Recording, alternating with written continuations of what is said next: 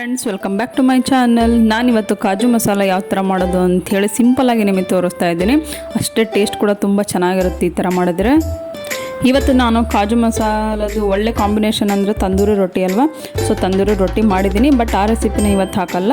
So next ವಿಡಿಯೋದಲ್ಲಿ ಯಾವಾಗಲಾದರೂ ಹಾಕ್ತೀನಿ. ಇವತ್ತು ಕಾಜು ಮಸಾಲ ನೋಡ್ಕೊಂಡು ಬರ್ರಿ ಹೇಗೆ ಮಾಡೋದು ಅಂಥೇಳಿ. ಮೊದಲಿಗೆ ಒಂದು ಬಾಣಲೆ ಇಟ್ಕೊಂಡು 2 ಟೇಬಲ್ ಸ್ಪೂನಷ್ಟು ಆಯಿಲ್ ಹಾಕೀನಿ.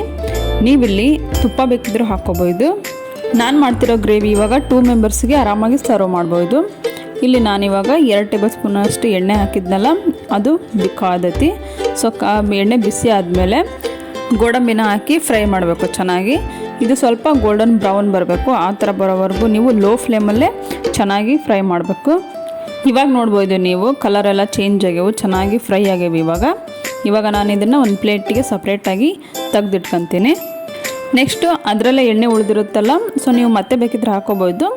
ಸೊ ನಾನು ಅದೇ ಎಣ್ಣೆಗೆ ಶುಂಠಿ ಬೆಳ್ಳುಳ್ಳಿ ಪೇಸ್ಟ್ ಹಾಕೀನಿ 1 ಟೀ ಸ್ಪೂನಷ್ಟು. ನೆಕ್ಸ್ಟು 2 ಈರುಳ್ಳಿನ ಕಟ್ ಮಾಡಿ ಹಾಕೀನಿ ಮೀಡಿಯಮ್ ಸೈಜ್ದು.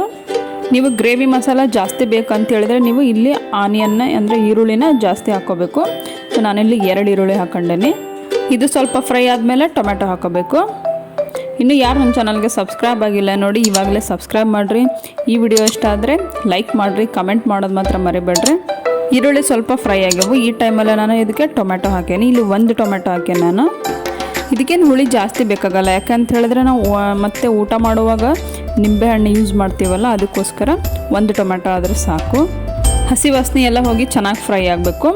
ಇವಾಗ ನೋಡಿರಿ ಎಲ್ಲ ಚೆನ್ನಾಗಿ ಫ್ರೈ ಆಗೈತಿ. ಇವಾಗ ಗ್ಯಾಸ್ ಆಫ್ ಮಾಡ್ತೀನಿ. ಸೊ ಇದನ್ನು ಒಂದು ಸ್ವಲ್ಪ ಕೂಲ್ ಆಗಕ್ಕೆ ಬಿಡೋಣ. ತಣ್ಣಗಾದ್ಮೇಲೆ ಮಿಕ್ಸಿ ಮಾಡ್ಕೋಬೇಕು.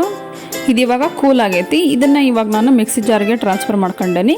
ಹಾಗೆ ಇದಕ್ಕೆ ನಾವು ಹುರಿದು ರೆಡಿ ಮಾಡಿಟ್ಕೊಂಡಿದ್ವಲ್ಲ ಗೋಡಂಬಿನ, ಅದರಲ್ಲಿ 1/4 ಭಾಗ ಹಾಕ್ಬೇಕು ಇದಕ್ಕೆ ರುಬ್ಬೋದಕ್ಕೆ.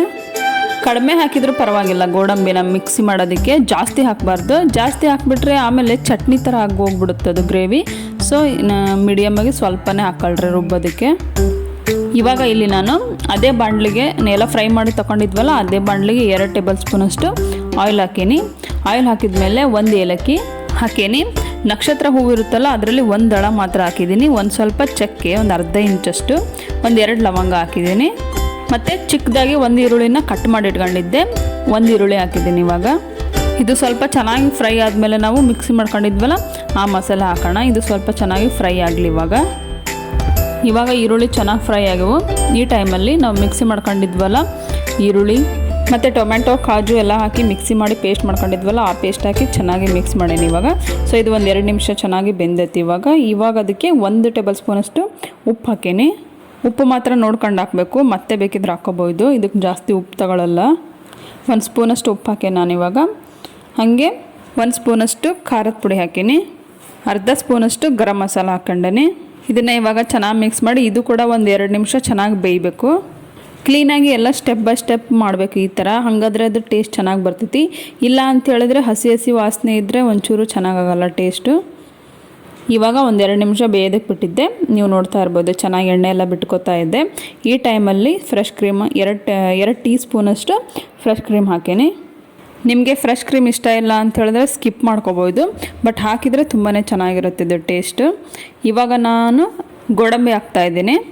ಸೊ ಗೋಡಂಬಿನ ಫ್ರೈ ಮಾಡಿ ಇಟ್ಕೊಂಡಿದ್ವಲ್ಲ, ಅದಕ್ಕೆ 1/4 ಭಾಗದಷ್ಟು ರುಬ್ಬೋದಕ್ಕೆ ಹಾಕಿ ಇನ್ನು 3/4 ಭಾಗದಷ್ಟು ಗ್ರೇವಿಗೆ ಹಾಕಬೇಕು.